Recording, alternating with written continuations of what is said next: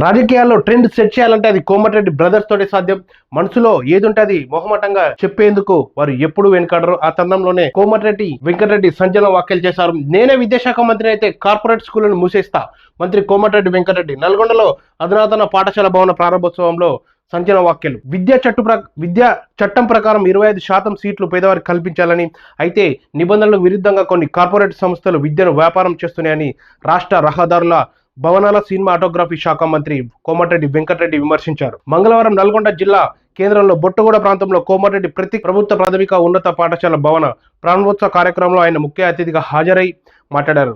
తన కుమారుడు దివంగత ప్రతీక్ రెడ్డి పేరిట ఏర్పాటైన ఫౌండేషన్ ఔదార్యంతో 8 కోట్లతో సర్కార్ బండి కార్పొరేట్ హంగులతో నిర్మించడం ఆనందంగా ఉందన్నారు. అలాగే ప్రతిసారి అడ్మిషన్ల సీజన్లో పేద మధ్యతరగతి విద్యార్థుల తల్లిదండ్రులు వచ్చి పలానా పాఠశాలలో రుసుములు తగ్గించాలని కోరుకుంటున్నారని, అలాగే ఎల్కేజీ చదువులకు సైతం కొందరు లక్షల్లో వసూలు చేస్తున్నారని ఆవేదన వ్యక్తం చేశారు.